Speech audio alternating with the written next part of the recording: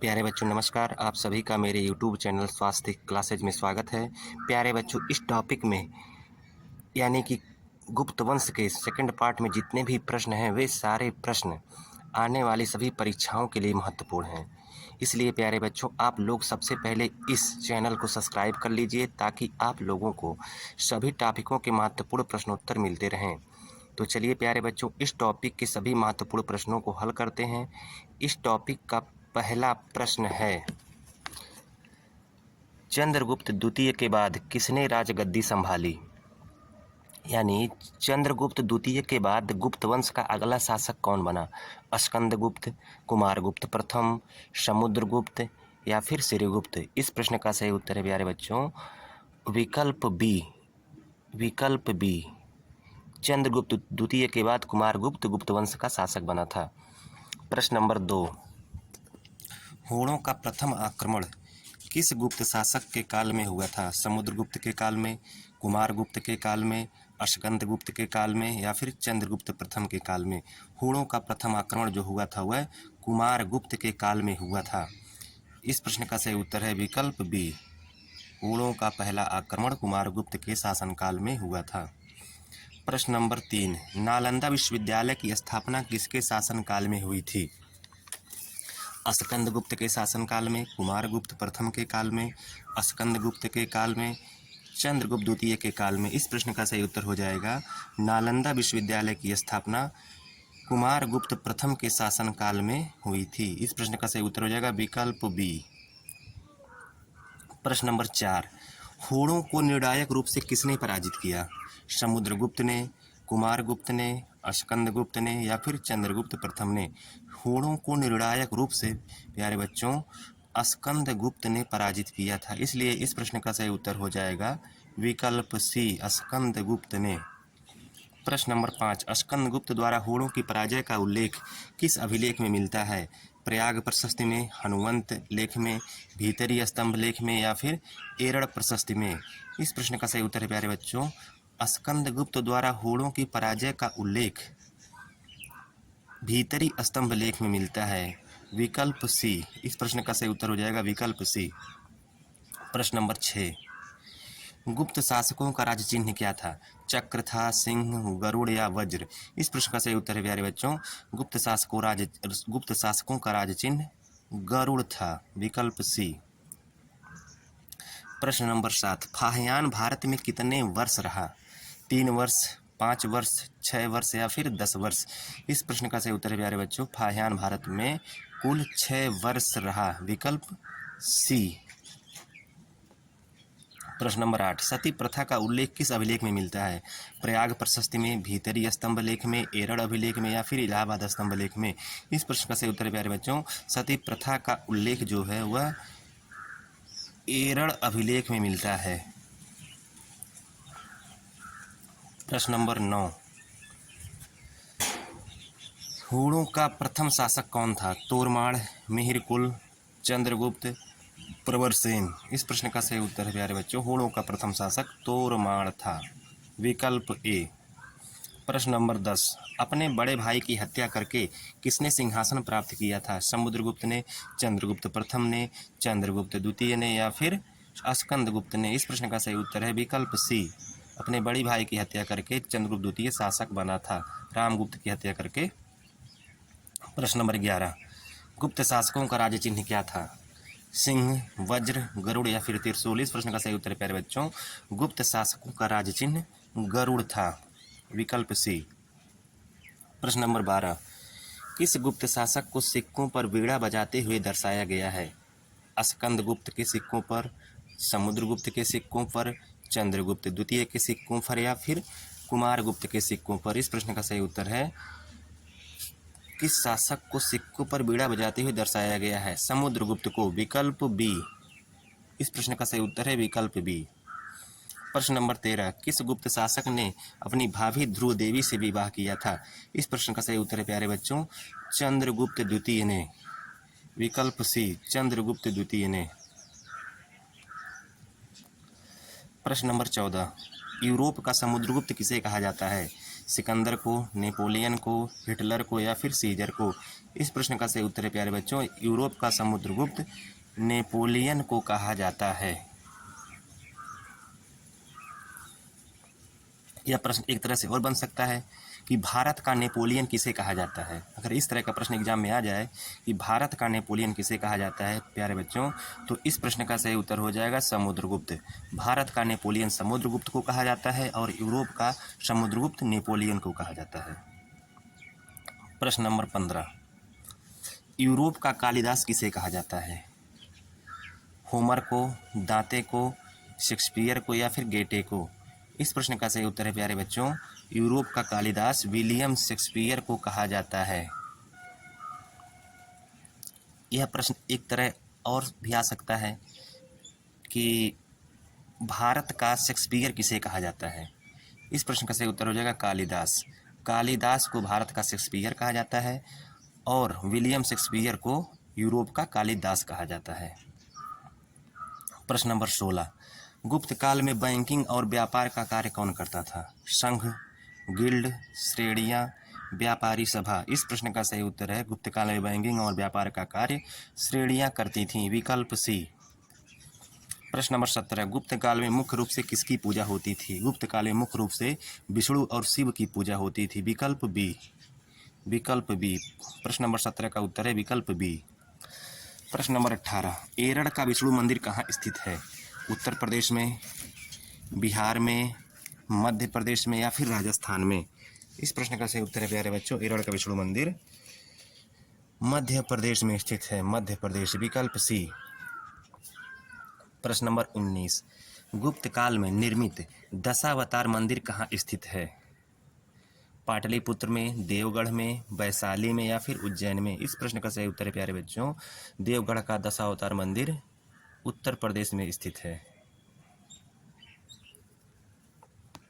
प्रश्न नंबर 20, नचना कुठार का पार्वती मंदिर कहाँ स्थित है? पन्ना में, सतना में, जबलपुर में या फिर कोटा में? नचना कुठार का पार्वती मंदिर प्यारे बच्चों मध्य प्रदेश के पन्ना में स्थित है, पन्ना। प्रश्न नंबर 21, भूमरा का शिव मंदिर कहाँ स्थित है? इलाहाबाद में, सतना में, मैसूर में या फिर रायपुर में? इस प्रश्न का सही उत्तर हो जाएगा प्यारे बच्चों, भूमरा का शिव मंदिर मध्य प्रदेश के सतना में स्थित है, सतना। प्रश्न नंबर 22, चंद्रगुप्त प्रथम किसका पुत्र था? श्रीगुप्त का, समुद्रगुप्त का, घटोत्कच का या फिर चंद्रगुप्त द्वितीय का? इस प्रश्न का सही उत्तर हो जाएगा प्यारे बच्चों, चंद्रगुप्त प्रथम घटोत्कच का पुत्र था, विकल्प सी, घटोत्कच। प्रश्न नंबर 23, गुप्त साम्राज्य की राजधानी कहाँ थी? तक्षशिला, पाटलिपुत्र, उज्जैन या फिर प्रयाग? इस प्रश्न का सही उत्तर है प्यारे बच्चों, गुप्त साम्राज्य की राजधानी पाटलिपुत्र थी, विकल्प बी। प्रश्न नंबर 24, गुप्त काल में भुक्ति किसे कहा जाता था? प्यारे बच्चों, गुप्त काल में जो भुक्ति वह प्रांत को कहा जाता था, विकल्प सी, प्रांत को।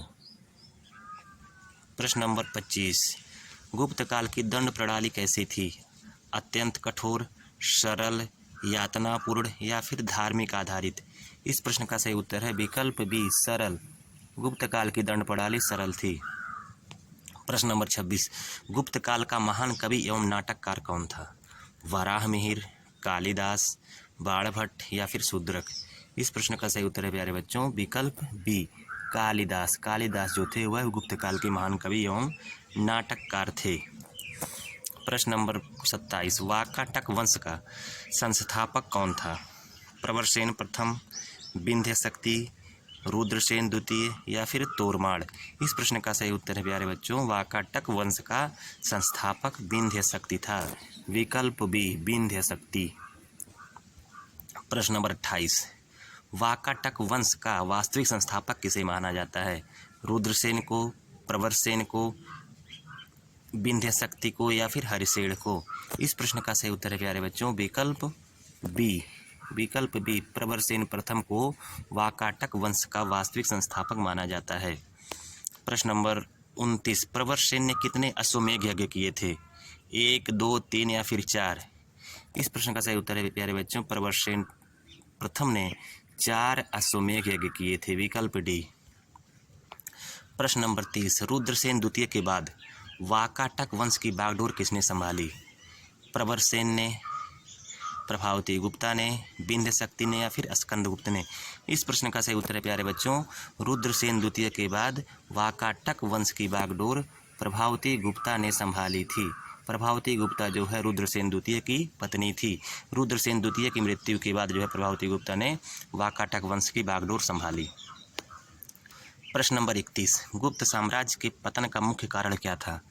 अकाल और महामारी, आंतरिक विद्रोह, होड़ों का आक्रमण या फिर धार्मिक संघर्ष? इस प्रश्न का सही उत्तर है प्यारे बच्चों, गुप्त साम्राज्य के पतन का मुख्य कारण होड़ों का आक्रमण था। विकल्प सी, होड़ों का आक्रमण। प्रश्न नंबर 32, होड़ों का सबसे घातक आक्रमण किसके शासनकाल में हुआ?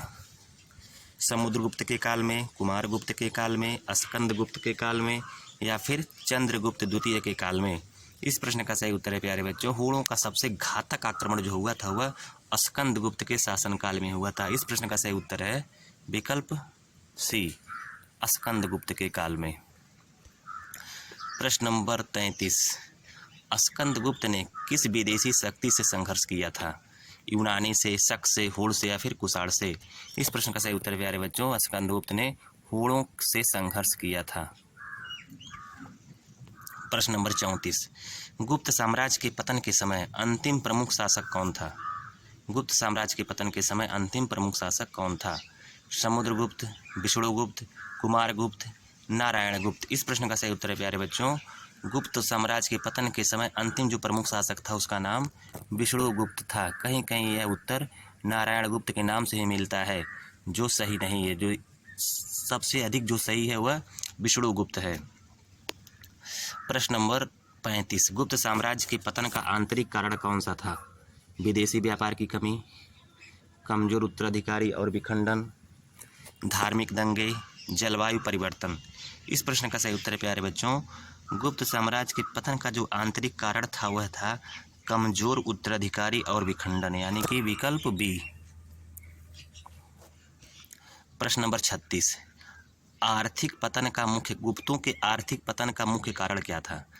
कर बढ़ा देना, व्यापार पर प्रतिबंध लगा देना, लगातार युद्ध और आक्रमण, कृषि प्रणाली का पतन? इस प्रश्न का सही उत्तर है प्यारे बच्चों, गुप्तों की आर्थिक पतन का जो मुख्य कारण था वह लगातार युद्ध और आक्रमण था।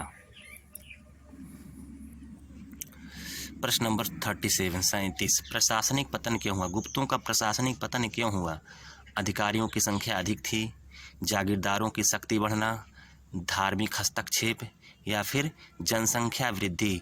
इस प्रश्न का सही उत्तर है प्यारे बच्चों, प्रशासनिक पतन क्यों हुआ गुप्तों का, तो सर्वाधिक सटीक उत्तर जो हुआ है विकल्प बी, जागीरदारों की शक्ति बढ़ना।